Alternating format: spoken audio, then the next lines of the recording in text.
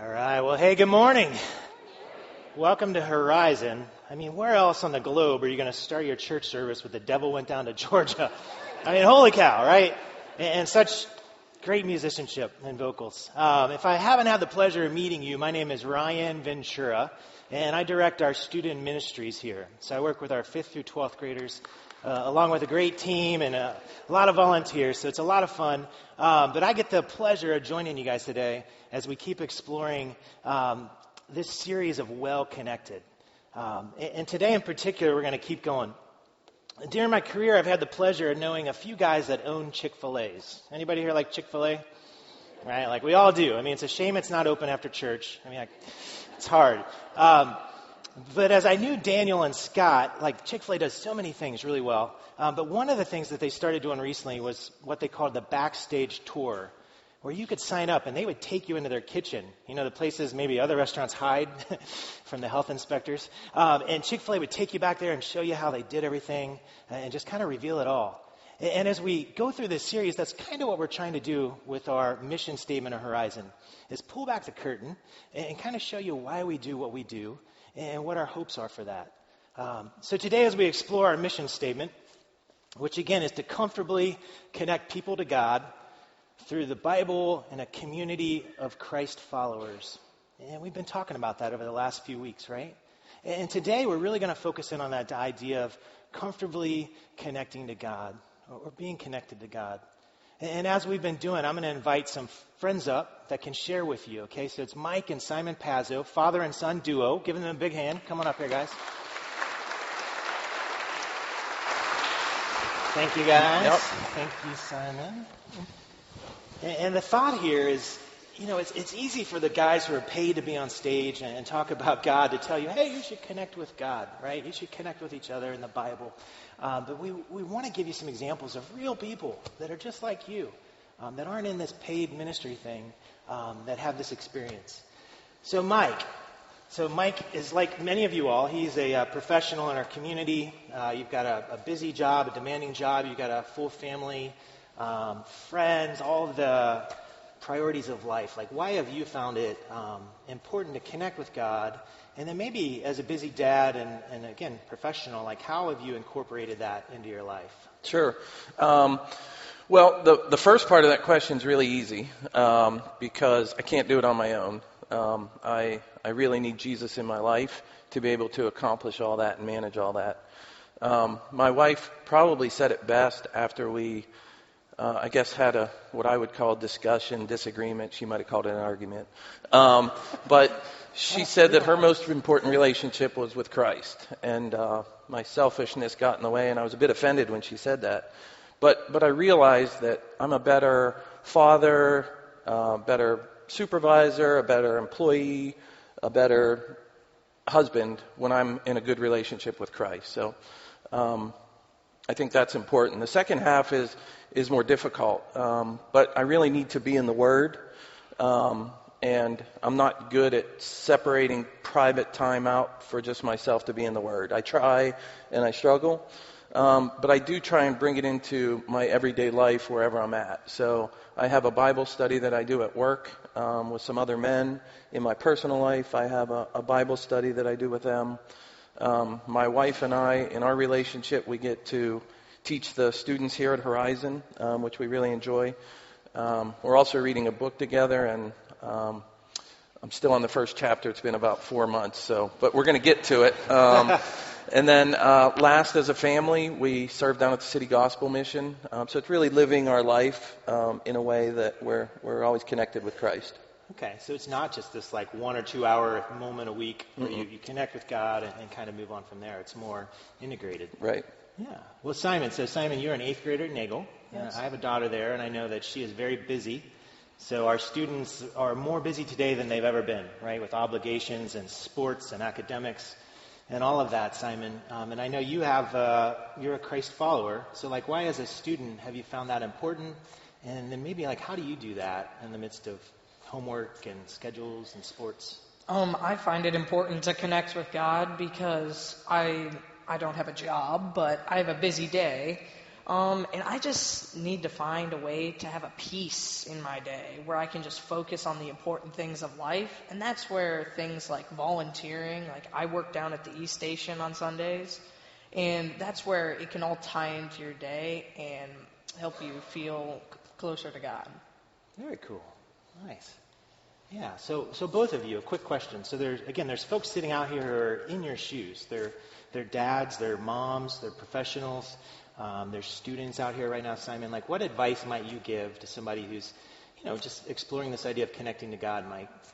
Well, I think really, number one, don't give up, because, every time I set a goal for myself or some way where I'm going to try and connect more, I fail and I end up 3 weeks later that I haven't read my Bible. And then try and connect in everything that you do. Make it a part of your everyday life. Very cool. Yeah. And Simon, how about you, buddy? I would say that it doesn't matter what you do to serve. If it helps you connect to God better, then do it. I mean, if you serve better down, maybe in the city just helping people, then do that. If you read your Bible every night and connect to God, then do that. But if you're connecting with Him and helping people get to Christ with it, then you're doing the right thing. Nice. So Simon, you had a pretty cool experience recently with your brother, and I was there. So do you mind talking about that for just a second? Yeah, I got baptized in June, and I had my brother baptize me. And that was just a great experience because it not only got us closer together as a family, but it also got me closer to God. And part of the reason I decided to do it was I was baptized when I was about 2 years old. And I decided to do it again under my own decision because I felt that I needed to make a choice to God, not just something that I couldn't agree on. Very cool. Nice. Well, thank you guys. Yeah. You guys are an awesome family in our ministry, and Amanda and Augie are great too. So family of four, all just as great as these two. But thank you for sharing. Thanks for the ways that you serve us at Horizon, the ways you serve students and families. And I appreciate you sharing your thoughts. Well, thank you. Yeah. Great job. Great job.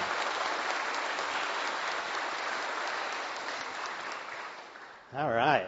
Well, again, thank you to those guys. It's not easy to hop up here on stage and kind of share if you're not used to it. It's not even easy when you are used to it, honestly.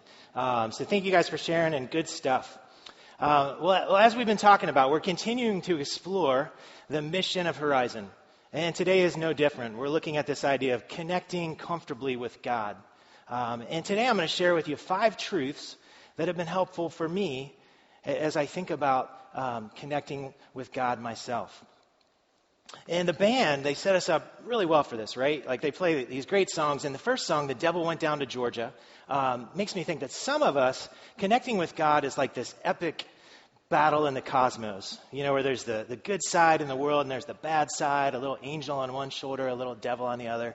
And sometimes we listen to the angel and sometimes we listen to the devil, right? And for others of us, connecting with God is more spiritual, like that Spirit in the Sky song that they sang. And we more feel our connection to God, and it's emotional, and we connect with art and beauty and music. And for some of us, it's more like the Michael Bublé song, right? Where it is like coming home. That when we connected with God and we first started that, it felt like coming home. And like we were becoming the truest version of ourselves. Well, no matter where you are on that scale, if anywhere, I found that the first truth of connecting is this. That we long to hear the voice of a greater power to help us find more understanding and purpose in our lives. And you see that, right? Like, think about culture and history. I mean, think of the last 25 years, like how many movies and stories and books have been written about connecting to aliens or, wizards or people from the past or the future. Like, we are just dying to connect with this stronger and greater power, right? And I don't know if you've heard this, but in Australia right now, there's a thing going on, and it's called Breakthrough Listen, right? And they're going to throw up a picture of that thing. I don't know if you can see the scale of that, but it is massive. And what it is they raised $100 million, and they built the world's largest satellite dish. And it's just a microscope trained at the heavens, right? And it is 50 times stronger than any device that's ever existed for that purpose. And gang, it is so strong that it can hear the million closest stars to the earth. Anything comes out of that, it's going to hear it. It's even stronger. It can hear the 100 closest galaxies to our Milky Way, and it's listening constantly. And thankfully, in my opinion, nothing has come back yet. Like, I'm a big fan of that. Like, I don't want anything back from space. I don't know about you. But imagine if it did. Imagine if the pandemonium that would break out on our world, if something came back and something was trying to make contact with us. Well, as we start this talk today, I want to start with a question. What if it already happened? Like, what if we've already heard a voice from the sky? What if we've already heard a spirit from the skies like we sang about? And I'm not talking about the crazy alien shows on the Discovery Channel where aliens built the pyramids. And I don't think it was that kind of visit. I think it was far less sensational in the moment, or it felt far less sensational. It was just a baby boy born to a peasant girl. It was just a short life, lived over 33 years. And it was a sacrifice that has been reverberating for the last few thousand. What if the voice of God has spoken, right? Like, what if he's spoken? Like, wouldn't you want to know, right? Like, what if he keeps speaking? Like, might he have some thoughts and some wisdom to offer us as we seek meaning and purpose in our lives? I think so. And I want to start us with a verse today, and it's out of the book of Jeremiah. So it's God, and he's speaking through a prophet to us. And he says this, he says, "Call to me, and I will answer you, and show you great and mighty things which you don't know." So God's saying, hey, call to me, and I'll answer, and I'm going to show you stuff you don't know. Well, I don't know about you, but the stuff I don't know column in my life is pretty big. There's a lot in that column. There's a lot of things Ryan doesn't know. Like, sign me up for teaching me things, God. And connecting can be that easy, right? I don't know if you've come across this show, but it's possibly the cheesiest idea for a TV show ever, and it is called God Friended Me. Anybody check that out yet? Okay, uber cheesy. It's a CBS show, and there's a character named Miles. And Miles grows up in a Christian home, and he grows up, though, and he becomes an atheist. And he really owns that identity. He's got a blog. He's got a podcast. He's Miles the atheist, okay? And one day he's walking out of a meeting and his phone dings, like our phones often do. And you guessed it, there's a friend request from God, right? Like, cheesiest idea ever. And Miles, what the heck? He clicks it. And God sends him, God in quotation marks, sends him on all these journeys, and he helps people and things. And he connects. But wouldn't it be crazy if connecting with God was that easy? Right? Like, it's like that Facebook friend request you get from your high school friend, and you're like, oh, I remember him, and sure, and you connect, and, you can LOL at God's funny vacation pictures, and, he can send you, like smiley face, emojis when your kid's first day of school picture pops up there, and, you message back and forth. Well, in some ways it is that easy, and right, I could talk about that for a while too. But if we're honest, we know it's really, for many of us, it's really not that easy, right? And even if we're honest, for some of us, the idea of connecting with God is more complicated. It's complex. And some of us even have doubts. Like, is it even possible? Is it naive to think that I could connect with the God of the universe? Well, if that's you, and I've been there, let me tell you one thing, that we love you at Horizon. That literally one of our catchphrases is, Horizon, yours to explore. Right? Like, that is in our DNA. Like, you are welcome. Come check it out. Because the second truth of connecting that I've found is that sometimes we need to connect with God at our own pace, and that's okay. That unlike us, God is never in a hurry, right? Like, he's not driven by time and deadlines, right? And for some of us, connecting with God happens really quickly. And many of us, maybe we connected with God early on in life, and it's been just like that forever. And others of us, though, the journey has been slower, and connecting has been a slow and gradual process, maybe over time. But what I would ask you is, like, are you on the journey at all? Do you have a pace at all of connecting with God? Or is your pace more like my marathon pace, which is I don't run marathons, right? What's your pace right now? Well, Nicodemus had a pace. Okay, and let me set this up. I'm sorry, I skipped ahead. As we're thinking about this idea, I want to share a story with you. So there's a man in the Bible who encounters Jesus, and it's nighttime, and Jesus has had a busy week. Okay, so he's He's relaxing. Early on in John, Jesus, he's at a wedding and he changes water to wine, like foot water to wine. The next day he's at the temple and they're selling things and making a holy place unholy. So he drives everybody out with a whip and flips over tables and that kind of stuff. But this night it's kind of relaxed. And Jesus is at home, or somebody's home probably. And you can imagine he's with friends because he was social. And there comes a knock at the door. Okay? And Jesus goes to answer it, and we can imagine he knows who it is because he's Jesus, right? And it says this. It says, there was a man of the Pharisees named Nicodemus, a ruler of the Jews. This man came to Jesus by night. What we need to know about Nicodemus here is that he is on the ruling council. So he, in essence, is like a Supreme Court justice for the Jewish people. So he would have been educated. He would have been wealthy. He would have been powerful. He would have been influential. And he had definitely heard about the water to wine thing, because news travels fast in a small town. And he certainly had heard about the temple thing. He was probably a little salty about that still. But he wants to check out Jesus, right? Like he wants to just find out, like, what's this about? What's he into? And he goes to visit him, and he visits him at night, right? Like he doesn't have the courage to come and check him out in the daytime. And again, I relate with that there's parts of me that struggle and have struggled over my life to connect with God and wanted to take it at my own pace. And God is fine with that.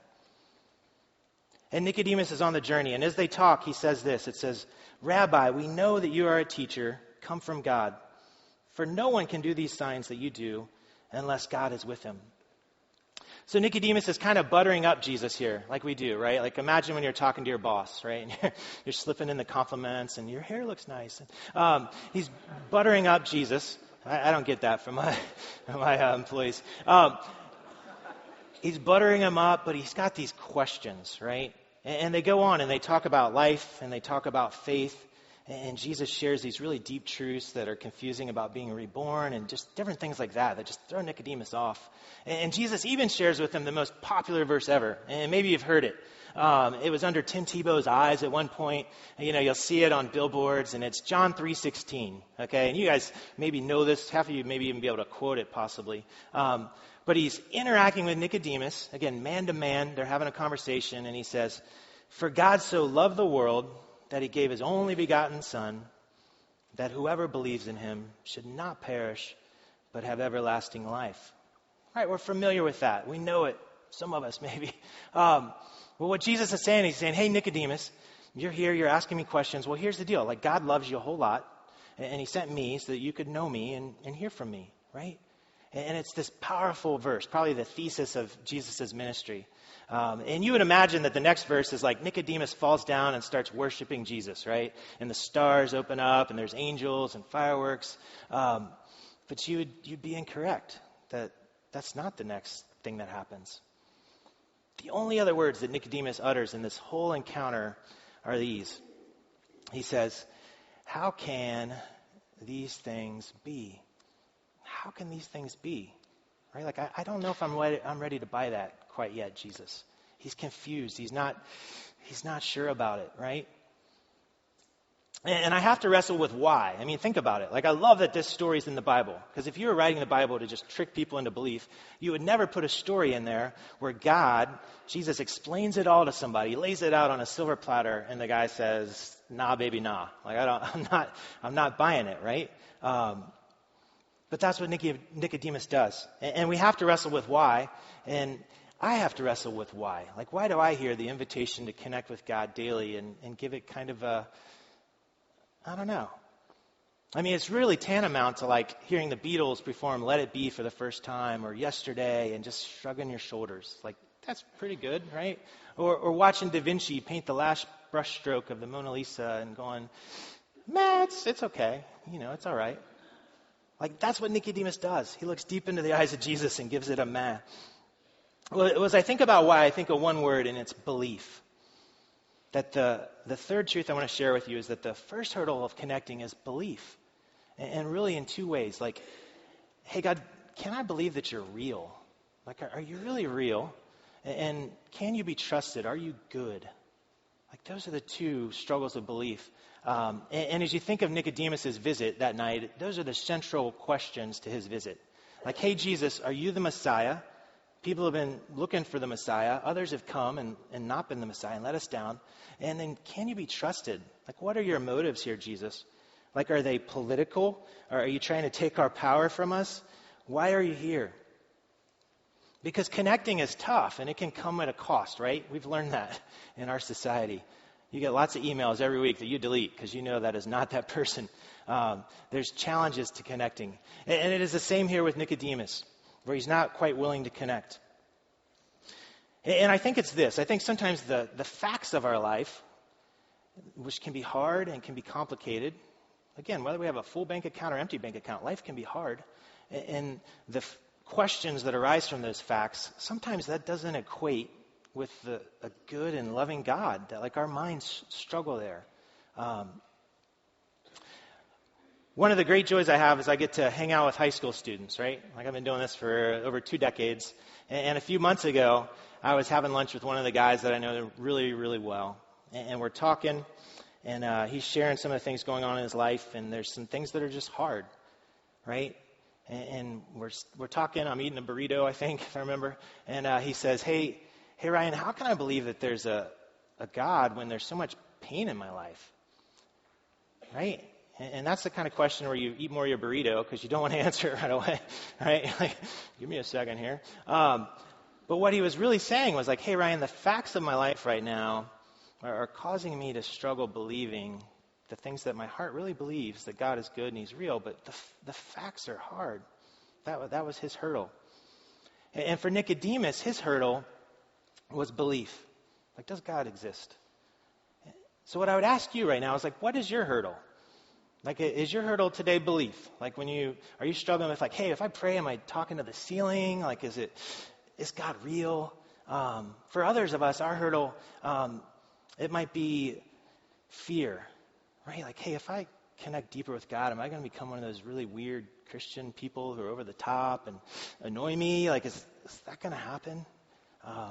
Or maybe your hurdle is time, where you're like, I am 25 years into my career. I've got children.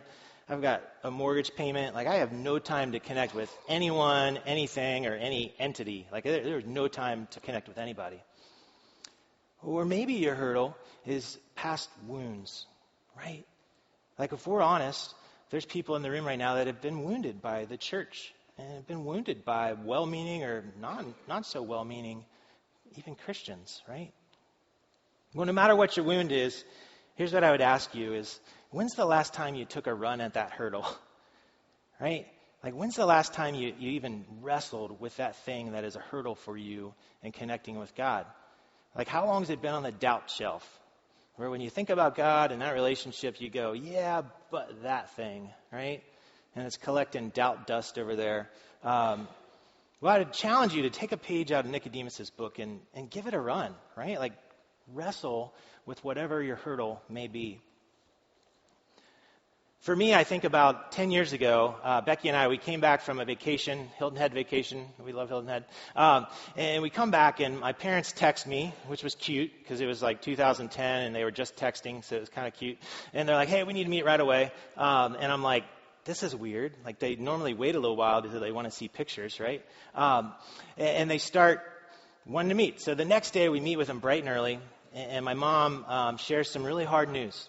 She says, hey, while you're on vacation, we learned that I have stage 4 advanced breast cancer, right? And I remember I'm sitting in my living room. I remember right where I was.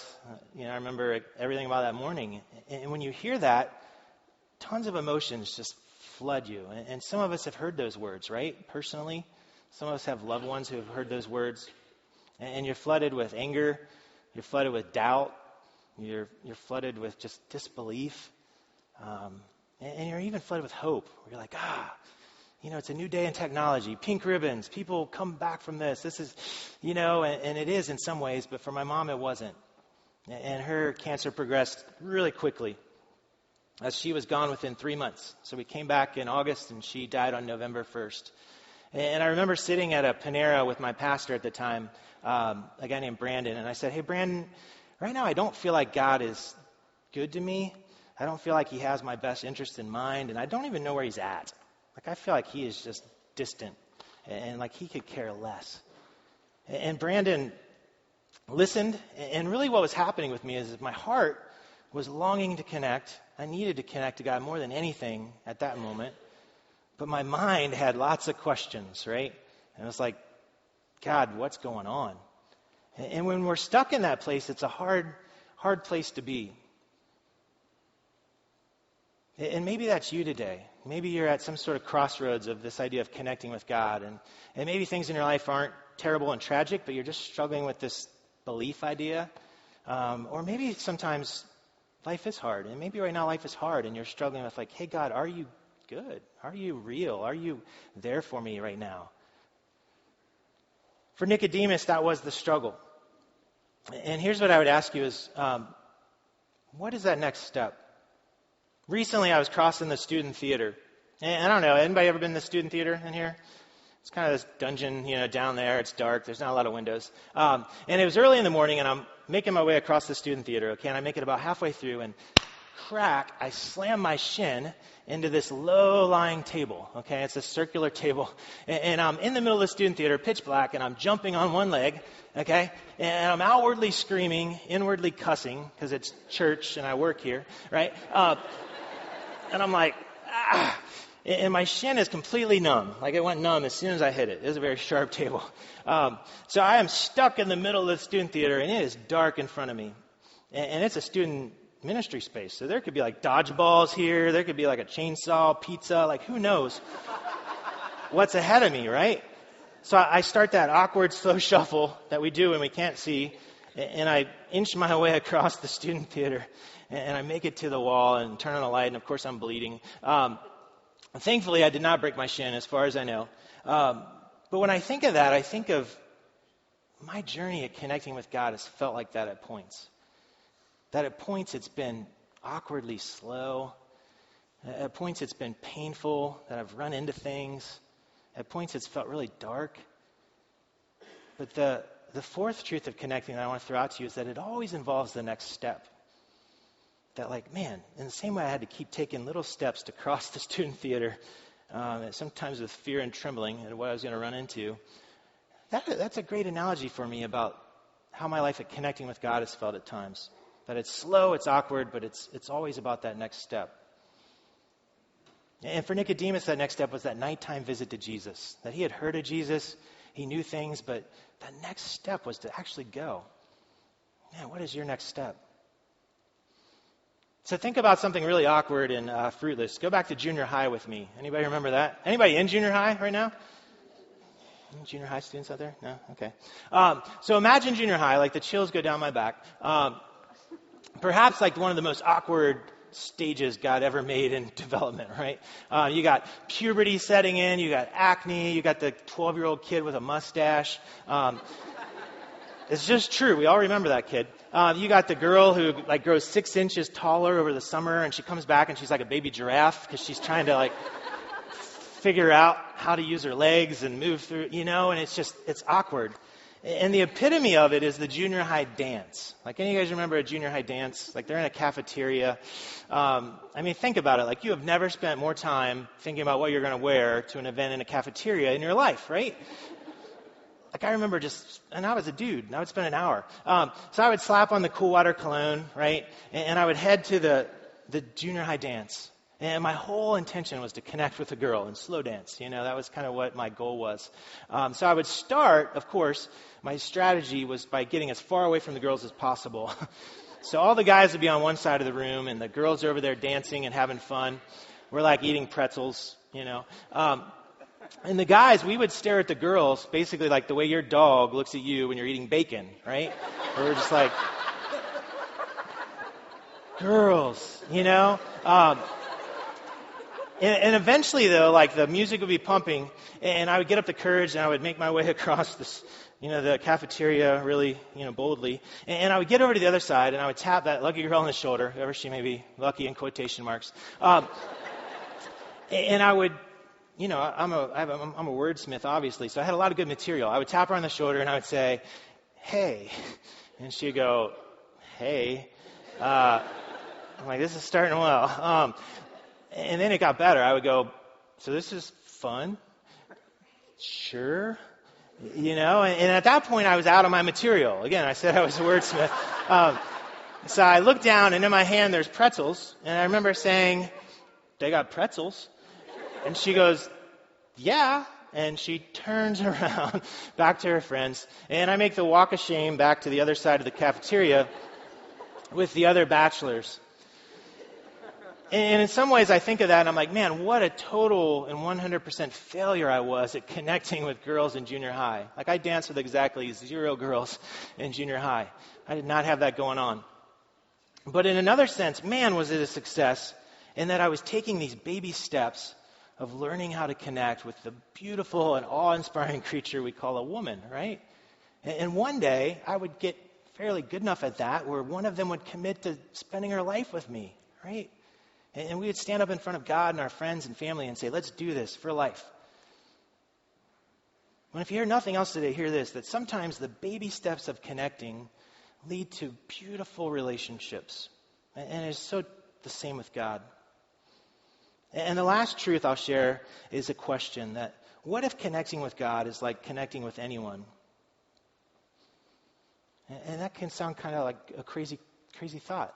But think about it. What if it starts with just an awkward encounter and it leads to some talks about life and faith and pretzels? And what if it, instead of like this big momentous thing, that it is just it's a series of organic steps over the course of our days and our weeks and our months of life that deepens as our faith and trust in God grows? I mean, what about this? What if it's not about getting all of your questions answered on the front end, right? Like, I think back to when Becky and I got engaged, and we knew so little about each other, right? Like, I had no idea what kind of wife she was going to be. She had never been married. She had no idea what kind of dad I was going to be. I had never had kids. We had no idea how collectively we would endure the ups and downs of life, of new houses and new jobs and parents passing away and hard moves and promotion. Like, we had no idea. All I knew is that what I knew and trusted in her, I loved. And the same for her. What she knew of me and trusted in me, she loved. So as you think about connecting with God, I challenge you with that thought of like, could you take what you know and trust about God right now and just start walking and figure things out as you go, right? Because you're not going to know what's going to come up 15 years down the line. Could you do that? Here's the good news, that God is 100% into connecting with you all the time. That at those junior high dances, those girls were like 2% into connecting with me, right? And it just didn't happen. But God is always into connecting with you. You don't have to cross the cafeteria and impress him with your dance moves or witty banter about salty snacks. Like, he's there all the time. And I would encourage you to think about that. And as we end our story here with Nicodemus, we don't know for sure, 100% certainly, that Nicodemus started following Christ. We have some indications, history and tradition kind of point that he did. But we have the account I shared where he visits at night. We have another account where he kind of defends Jesus kind of half-heartedly. But then at the end of John, Jesus has been crucified and his body is being brought down off the cross. And guess who's waiting for him? It's Nicodemus, right? Like, Nicodemus is there to claim the body of Jesus. And he's got 100 pounds of expensive spices and aloe and stuff to anoint him and bury him. And think about that. What a risk, right? Like, Nicodemus's team, the Jewish leaders, had just killed this guy. And he's showing up and saying, hey, give me the body. I want to honor him and bury him, right? Like, that would have been like one of us doing that for somebody on a foreign land that we had just killed. Like, crazy. So for you, what is that next risky step? Right? For Nicodemus, it was a nighttime visit. It was defending Jesus. It became, hey, I'm going to bury him with honors. For you, what is that? For some of us, maybe we're with Nicodemus and we've got questions and we're not quite sure that it's what we want. And maybe that next step for you is just showing up at Horizon, right? Like, maybe there might be somebody here your first day where this was your next step. Well, we'll just keep showing up. Maybe a next step that's a little risky could be reading a Bible, right? Like, they're online. If you find one around here, just take it. We don't care. Start reading in John. That's what we've been talking about today. Maybe you've known Jesus for a long time, and you met him early on in life, and you're like, hey, when I think of Jesus, it's like thinking about my old college roommate, where it's like, man, we had some good times, didn't we? I wonder what he's up to these days. We'll reconnect. Or maybe you're like, hey, I'm as close to Jesus as I've ever been. I'm so connected. Well, I'd say there's always still a next step. Like maybe the next step is like Mike or Simon, like getting involved and teaching here at Horizon, or helping the student ministries, help park cars. Maybe the next step is heading overseas with one of our partner ministries, like Back to Back. But there's always a next step. And I challenge you to think about what that is for you. For me, when I think of this idea of connecting with God, I really focus on the idea of student ministry, because it's what I'm paid to do. And on that side of the building, the same things we do here, we do there. On any given weekend, there are multiple services for our 5th to 12th graders to connect to God in equipping and exploring environments. On Sunday nights, our high school students meet and we cook dinner together. We sit around a table and we have family time and we talk and we answer questions and talk about life and faith. Our 5th to 8th graders have a thing called Horizon Tuesdays on Tuesday nights, where it is total chaos, where 50 to 60 of them show up, and we have different theme nights like parents versus students and all kinds of stuff. And we talk to them about, hey, what does it look like to connect with God? One of the coolest ways our kids connect here at Horizon, I don't know if you know this, but over 75 5th to 12th graders serve in East Station at Horizon. Think about that. 6 dozen of our students serve in our church. That's pretty cool. They also connect through mission trips and our worship teams. Right now there's 2 student ministry worship teams. There's 24 students involved on those. And there's a guy named Zach Keeling. And if you haven't met Zach, he's awesome, but he's one of our volunteers. And Zach called me this week and he said, hey, I got a text from my mom. And she said, my daughter has been struggling to connect to Horizon for a while. Because it's like Horizon's kind of big. It's big enough where you can kind of miss. And she said, man, being a part of the worship team has just really been that for her. She finally feels like she connects here, like she belongs here. And how cool is that, right? And the last thing I'd love to say is that students they are so different. And if you're over 30, it's just hard for us to understand. But they are just digital natives, right? Think about it. The phone you have in your pocket, the iPhone or whatever you're carrying, most of them cannot remember a time where those things did not exist, right? They just can't. And that's the way they take in information. That's the way they take in their advice, unfortunately. That's the way they learn about the world. So as we consider this new phase of our church and this the video project, know that somebody who loves students is really excited about this. Because for me, it's an opportunity for our kids to keep connecting with what God's doing in ways that they use, right? I read an article recently and it said this. It said, if you don't think that digitally connecting matters in church, ask Sears if Amazon matters. Holy cow, that opened my eyes, right? It's just the future. So it excites me that we're heading down this road with the video project. I think it'll be a first step of many as we continue to introduce different resources and assets digitally to both us old fogies, and also our students. So I'm going to pray, and we're going to head out. I think we're about there. Jesus, thanks for today. Thank you for these friends. Thanks for Nicodemus and just that account of you connecting with somebody who was searching, somebody who is longing for more. Help us to take those next steps of life and faith. Give us courage to take a risk and to step out there. In your name, amen. Hey, as you're heading out, we always have closing words. If you've seen the Christmas tree out there, every year we do something really cool. We partner with City Gospel. We partner with Interparish Ministries, the Happy Church, Back to Back, Partners for Belize. And if you take an ornament off of that tree, it has a different gift on there, clothes or bikes or different things. And you bring that back, and don't wrap it, because we'll wrap it. We got to do certain things with it. But it's a way to bless kids that aren't going to have a great Christmas, basically, through all those organizations. So if you want to learn more about that, it's on our website, or you could see the ladies or the folks there at the atrium in the back where the Christmas tree is. So have a great day.